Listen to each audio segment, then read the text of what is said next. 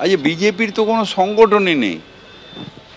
বিজেপির লোক আছে নাকি? কালীঘাট ওই সব অঞ্চলে বিজেপির কোনো লোক আছে নাকি? কে করেছে? হতে পারে এজেন্সিকে দিয়েছে, তারা টাকা মেরে দিয়েছে। আমরা কি করে বলবো? আমরা এইসবে বিশ্বাস করি না। সরিয়ে কি হবে?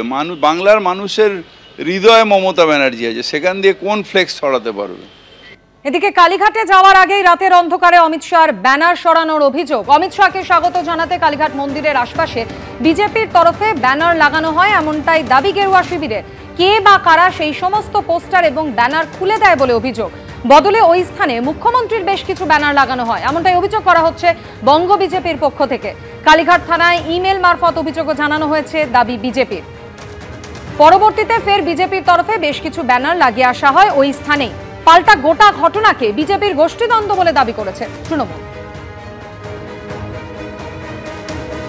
আজ বঙ্গ সফরে এসেছেন কেন্দ্রীয় স্বরাষ্ট্রমন্ত্রী অমিত শাহ। তিনি সন্তোষ মিত্র স্কোয়ারের পুজো উদ্বোধন করেন এবং তারপর তিনি কালীঘাটে পৌঁছন। বিজেপির তরফ থেকে অভিযোগ করা হচ্ছে আজ তার কালীঘাটে যাওয়ার আগে অমিত শাহর নামে কিছু ব্যানার লাগানো হয়েছিল, যদিও রাতের অন্ধকারে সেই সমস্ত ব্যানার সরিয়ে দেওয়া হয়েছে বলে অভিযোগ বিজেপির।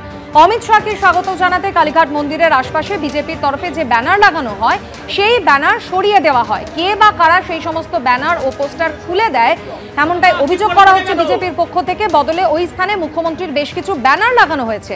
ইতিমধ্যেই কালীঘাট থানায় ইমেল মারফত অভিযোগও জানানো হয়েছে বঙ্গ বিজেপির পক্ষ থেকে।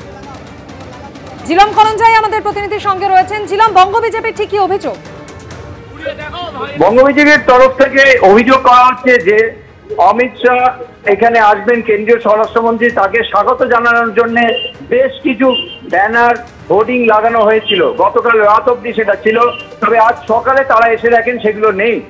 সেই জায়গাতে মুখ্যমন্ত্রী মমতা বন্দ্যোপাধ্যায়ের ছবি সম্মিলিত তৃণমূলের পক্ষ থেকে সব ব্যানার লাগানো আছে, তেমনই তাদের অভিযোগ এবং তাদের দাবি। এই অভিযোগ জানিয়ে তারা ইতিমধ্যে দলের তরফ থেকে ইমেল করে কালীঘাট থানায় অভিযোগ জানিয়েছেন এবং পরবর্তীকালে দলীয় কর্মীরা ফের বেশ কিছু ব্যানার প্ল্যাকার্ড আনেন, যেগুলো অমিত শাহজিকে স্বাগত জানানোর জন্য সেগুলো লাগানো হয়। তবে তোমাকে এটাও জানিয়ে রাখি যে অমিত শাহ যখন কালীঘাটে পুজো দিতে আসেন, পুজো দিয়ে তিনি যখন বেরোচ্ছেন, তখন যারা যারা অপেক্ষা করছিলেন তাদের মধ্যে থেকে বেশ কয়েকজন জয় বাংলা স্লোগান দেন। যদিও তা নিয়ে কোনো গন্ডগোল না হলেও পরবর্তীকালে যারা স্লোগান দেন তাদের দেখতে পাওয়া যায়নি। আর অন্যদিকে একই সঙ্গে পাল্টা জয় শ্রীরাম স্লোগানও দেওয়া হচ্ছিল, ভারত মাতা কি জয় স্লোগানও দেওয়া হচ্ছিল। অমিত শাহ বেরিয়ে যাওয়ার সময় অবশ্য কোনো কিছু বলেননি এবং তার সঙ্গে বিরোধী দলনেতা শুভেন্দু অধিকারী, রাজ্য বিজেপি সভাপতি শ্রমিক ভট্টাচার্য তারাও ছিলেন, তারাও কিছু বলেননি। ধন্যবাদ ছিলাম।